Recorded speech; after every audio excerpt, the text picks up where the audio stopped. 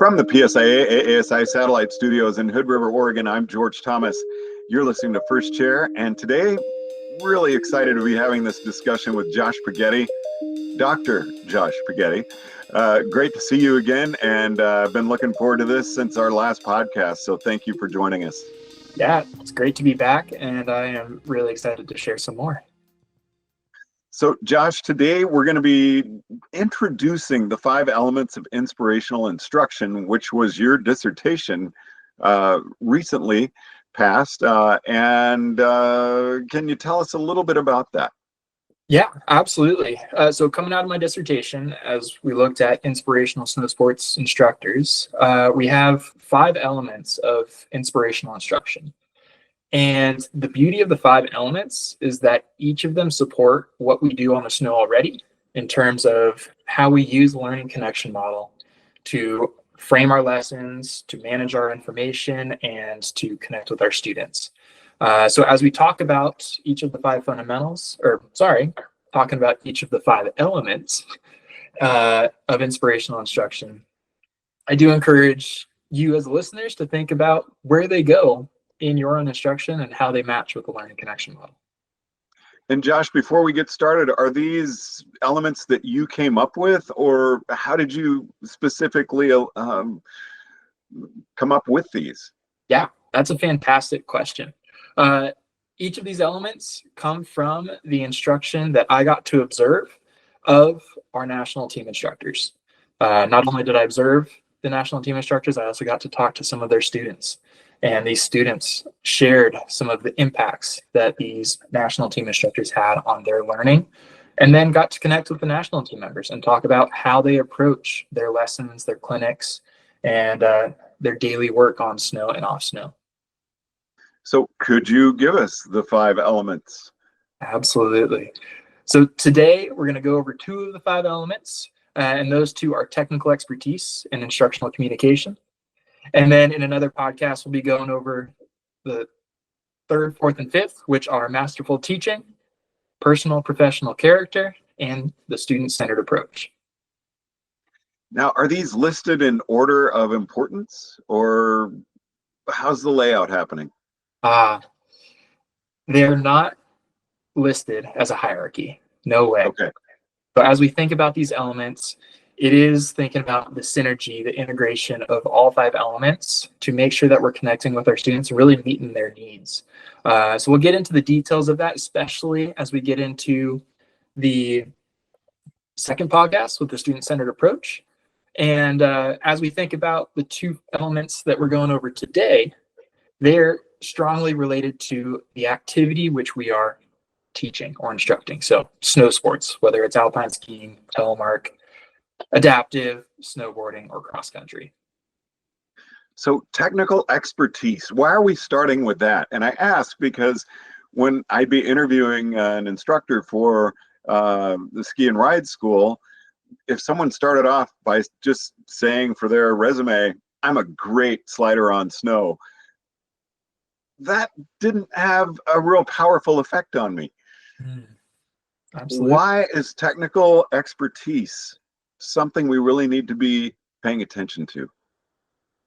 Yeah, in relation to inspiration, technical expertise is our opportunity as instructors to demonstrate the skills that are possible and the knowledge that it may take to be better on the snow and to enjoy being on the snow for the lifelong participation that we're hoping for.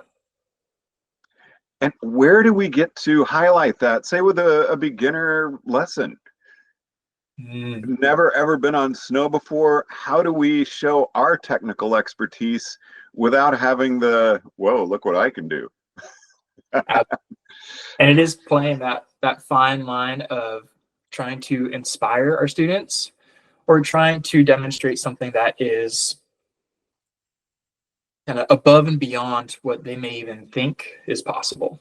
So when we are expressing, demonstrating our technical expertise, it's a matter of showing what is possible for that student, but also throwing in bits and pieces of what's possible beyond their next step. So teasing the short term, or showing the short term and teasing kind of the long-term opportunities on skis and board.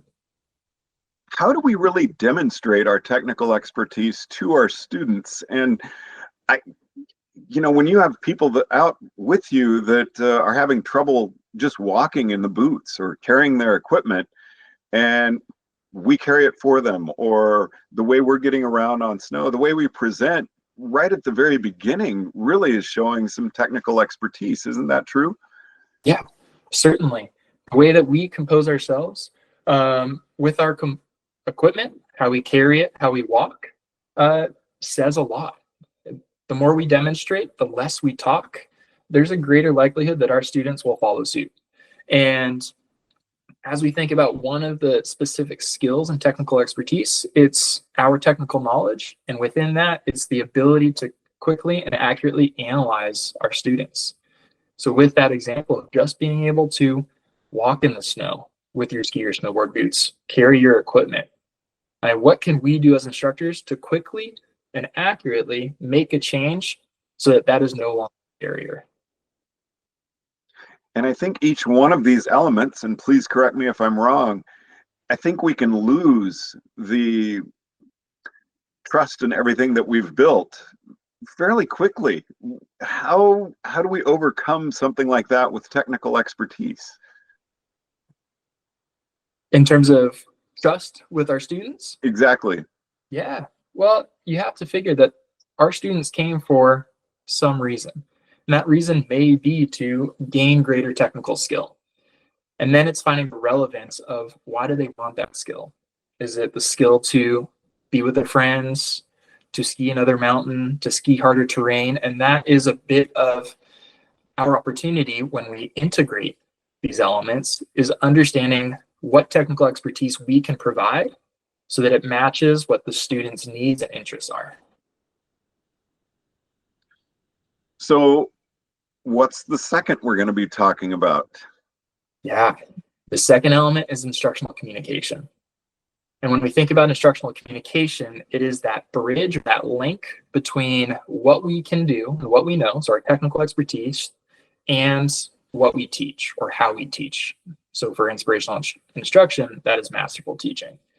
Both instructional communication, it's how we disseminate our knowledge, how we facilitate our instruction, verbally and non-verbally, and how we also provide feedback to our students. You just gave me another thought for a question. Technical expertise is not just how we slide on snow, it's our knowledge. Exactly. So technical expertise does make up our skill and our knowledge. And that, I think, really combines with instructional communication, because I get into jargon here. How do we make it simple for people to understand, yet explain the terms that we want them to understand? Does that make sense? It does. And it think about speaking a language, learning a language, and teaching a language. And when I have a student come to me, I want to make sure that we speak the same. We have a shared understanding of the words that we're using. And I will use, for the most part, and especially coming out of this research, we will use and should use language that is already understood by our students. How do they talk about their movements? How do they talk about their equipment? And then as we build their confidence in their skill, we can introduce new language, maybe some of the jargon, or maybe we can kind of finesse the way that they talk about the sport. And that, again, goes into another bit of inspirational instruction, and that is teaching our students a little bit more about the snow sports community, the snow sports culture. And that is, as I say, we are teaching the language, but also using the language that our students are already comfortable with using. And what is it about these two elements that makes for the word inspiration? The biggest aspect is relevance. So when it comes to technical expertise, we as instructors are demonstrating what is possible, what can be done, and we are using our technical expertise to make our students better. And in terms of instructional communication, it is that translation of what we can do and what we know and bringing it to their level. and then enhancing what they can do through various steps, such as exploration, experimentation, and play. And when we're doing our, our lesson progression, how do we talk? When do we talk? And asking ourselves, why are we talking if we are talking? Now, excuse me, sorry. It just occurred to me, since these aren't hierarchical, some of these I may be a lot more comfortable with than others. And so I would tend to use those that I'm most comfortable with, I would think. How do we as instructors get more comfortable with each of the elements? First, as we introduce these elements to the association, is lean into the elements that you feel the strongest in. And then as we think about the other elements that we may want to grow in, that each element is a bin that we can never fill to the top. And as we go through just these podcasts and future podcasts, is we will start to talk about tangible, actionable skills that we can bring onto the snow, that we can train on to enhance in each of these areas. And they already exist with our manuals, with on-snow education opportunities, with off-snow education opportunities, and even going out and doing other things that are not related to snow sports instruction. Do you remember any of your defense questions having to do with technical expertise or instructional communication? Let's see. We did talk about technical expertise and how it may show in a classroom setting versus on snow. And it is interesting, as we think about a teacher who is certainly knowledgeable. They may be teaching anywhere from, K through 12. And they can share their knowledge. But within the confines of a classroom, they're sometimes limited to what they can show in terms of their skill. And the beauty of being an instructor in the outdoors, on a mountain, on a hill, wherever you may be teaching, is that we have a different environment. We can change the environment so that we can show the skills that we may have. And that gives us an opportunity to inspire students more frequently. Now, last question. Why did you choose these two to start with? Yeah, as we look at technical expertise and instructional communication, what we can do, especially on this podcast, we can talk about these two elements in terms of snow sports. But the idea is that we can also take the term snow sports out and ideally put in any sort of activity. Is it music? Is it art? Is it any other recreational activity that we're seeking to learn? I need to have technical expertise in, say, playing chess, but I also need to be able to communicate that in my instruction so that the student can learn how to play chess better. And that's the beauty of putting these two together, is that they do discuss the activity, but it's not related to the activity itself. So these are two topics we can really bring into our lives and really make our communications better as a whole. I sure hope so.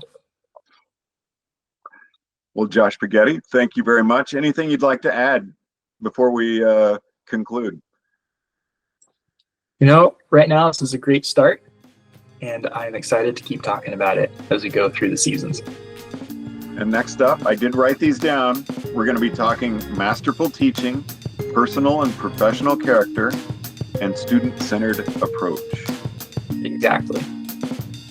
All right, coming up with Josh Pighetti for First Chair from the PSIA-AASI Satellite Studios in Hood River, Oregon. I'm George Thomas.